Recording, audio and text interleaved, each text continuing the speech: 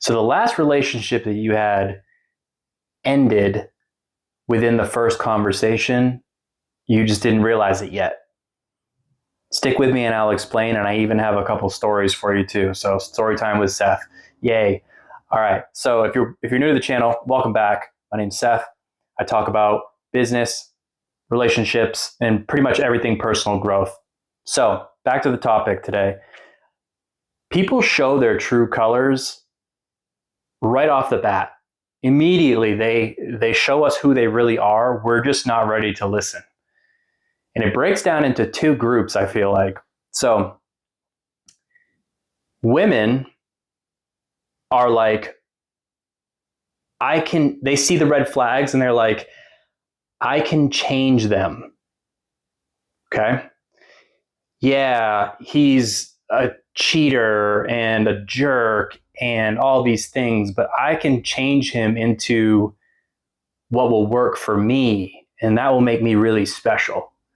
And then you have men, and they're like, I can look past those red flags to get laid. You know, oh, neat.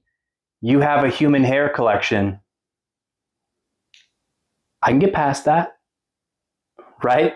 So all these red flags are shown to us right in the beginning, except we don't listen. We don't listen to who the person is telling us that they really are. We have this lens over our eyes projecting what we would like them to be. And in the beginning, ignoring all of those things that we know are not good for us, right? That's why it's super important to have boundaries before you even jump into the dating scene. But I think that's another topic for another video. This is super important. You need to get into the habit, and I learned this way too late, right? You need to get into the habit of asking people about their past relationships. Maybe you don't need to go all the way back to high school and you're like, oh, he said what? And then you did? Oh my God, right? But maybe like the last 2 serious relationships, ask about them. How did they end? Why did they end? If the other person, number one, there's a red flag there. If the other person is 100% blaming the breakup on the other half for every single relationship that they talk to you about, that is a bad sign, right? What you're looking for is them to take some accountability. Like, they did this, but I really should have done such and such, right? You want to see if they grew from these past relationships or not. You don't want them to repeat the same mistakes with you.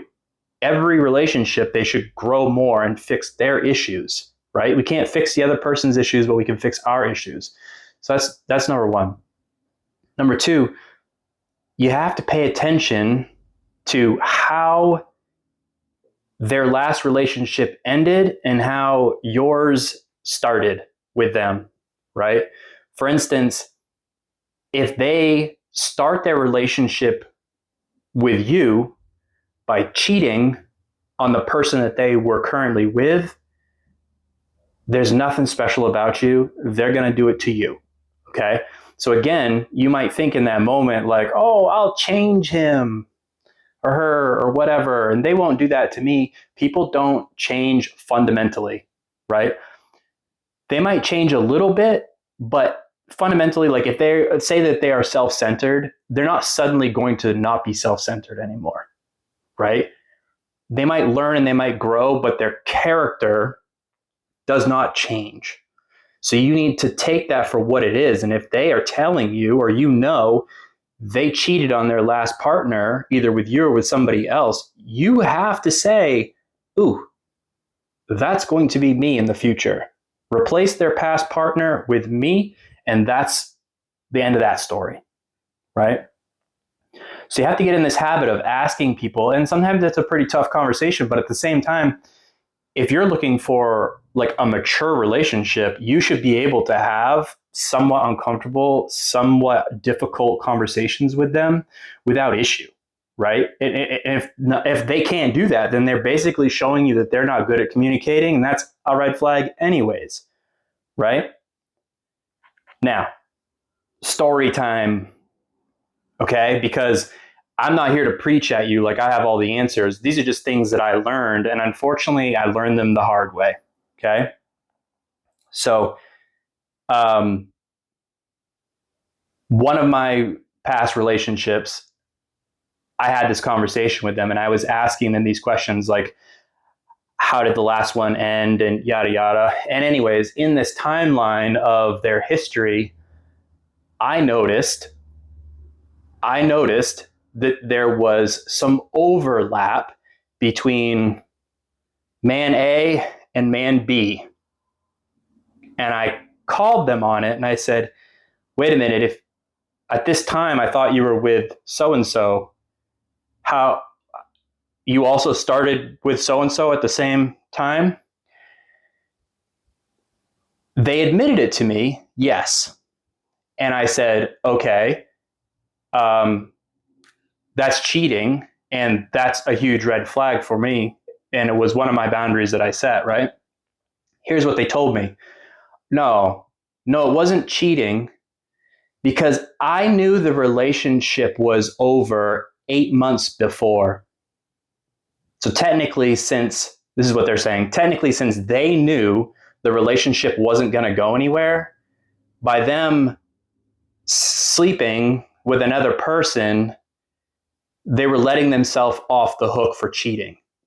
Because in their mind, it was not cheating because they already knew the relationship was over. Okay. Huge red flags, right? Massive red flags. Number one, you cheated. Okay. If the other person doesn't know that the relationship is over, then it's cheating. And then second, they were perfectly comfortable pretending that that relationship was going somewhere for 8 months with that other person. Now, that other person might have had some idea that there was some rough patches or whatever, but that other person was still splitting bills, still getting groceries, still doing things with them. I would assume had no idea that their partner had moved on essentially without moving out. Okay. That's big, big. Now, did I walk away? Nope. Nope. I should have. Okay. That's on me. But at the time, just like everybody else, I wanted it to work, because everything else seemed decent. And I was like, okay, I can look past that. And in reality, no, I can't look past that. No one can look past that. Guess how it turned out, right? Not good. Okay. This is one of those things that is difficult to walk away from when you want something to work so badly, but you're saving yourself time. Yeah, heartache, all that stuff. That's great. But when you hit a certain age, you can't keep wasting a couple years here, a couple years there. Time keeps marching on, right? It might hurt to say in the beginning, ooh, that's a red flag. That's non-negotiable.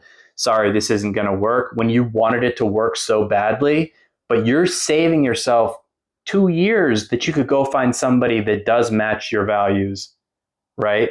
So time is finite. We're only here for so long. You have to find somebody that lines up as close to 100% with what you want in order to invest your time in them. Okay? After a while, you're like, holy crap, like, well, I wasted 2 years there, 4 years there, 3 years there. And I say waste, but it's,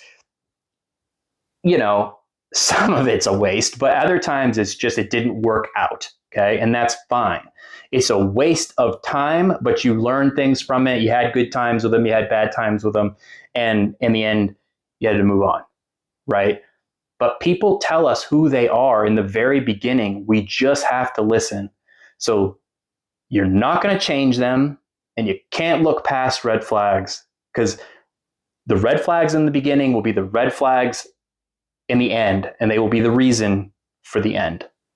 Okay? If you agree, thank you very much. Please drop a comment, leave some feedback. I'd love to hear from you. Subscribe if you like the content, hit the like button, all that stuff. I really appreciate it. Thanks.